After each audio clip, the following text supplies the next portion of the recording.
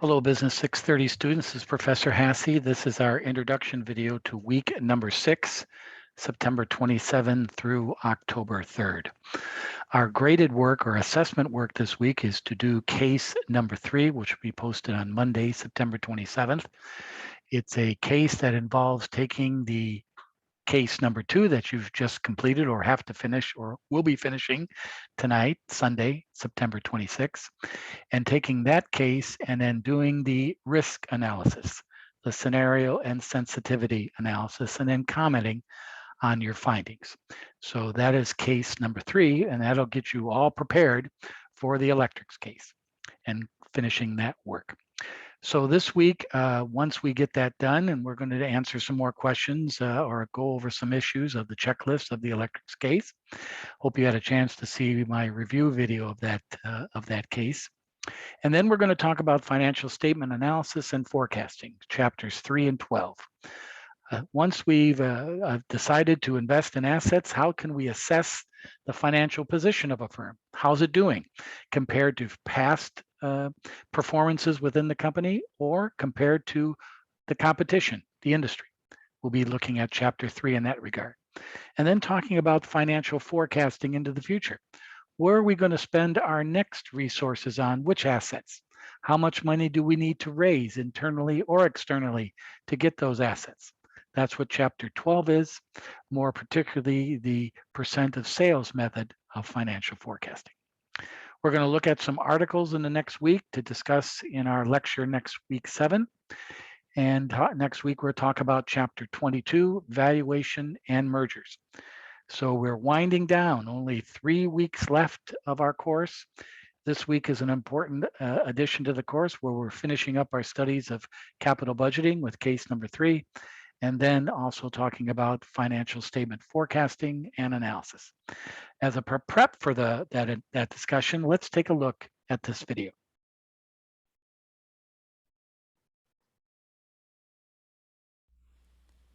Hi, Else here, and in this series of videos, we're going to talk about financial statement analysis. You know that the goal of accounting is to produce financial statements that can be useful for decision making. Financial statements are used to both understand and evaluate, which means assess or judge, the results of business activities.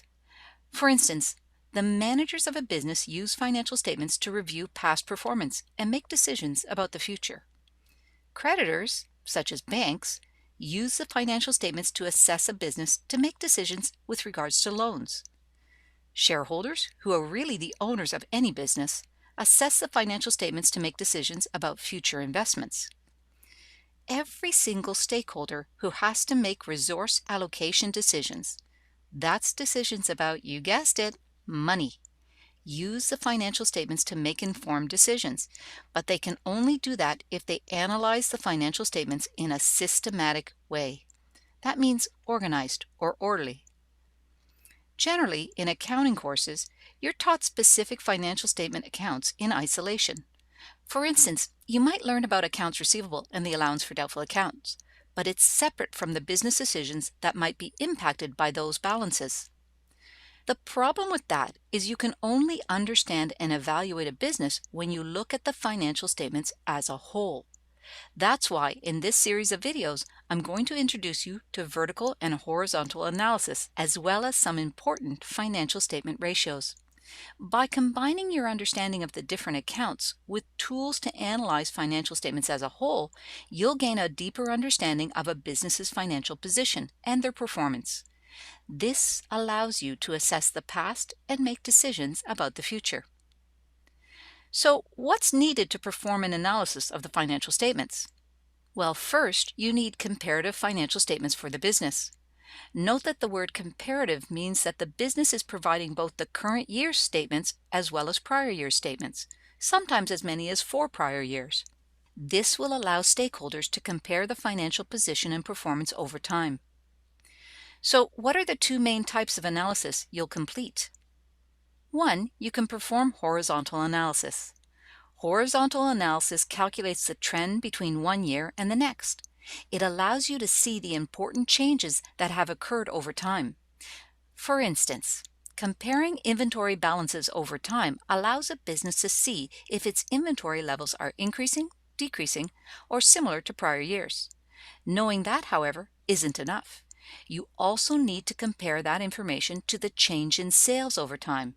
This will allow you to determine if inventory levels are appropriate given the change in sales over time.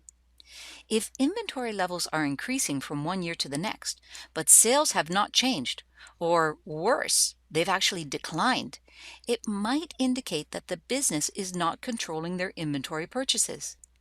Recall from our coverage of inventory that rising inventory levels have a cost in that the cash invested in inventory won't be available for other things, such as paying down debt. In addition, rising inventory levels may be problematic because technology changes over time, and that may make it difficult to sell existing old inventory.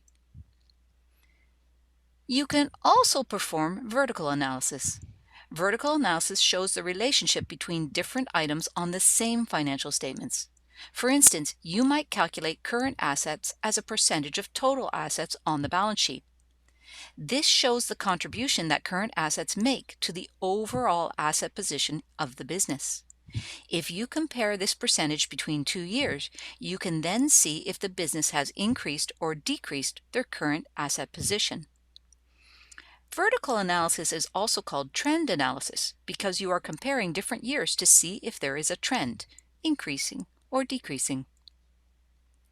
Vertical analysis is the only analysis that can be performed between two different businesses within the same industry.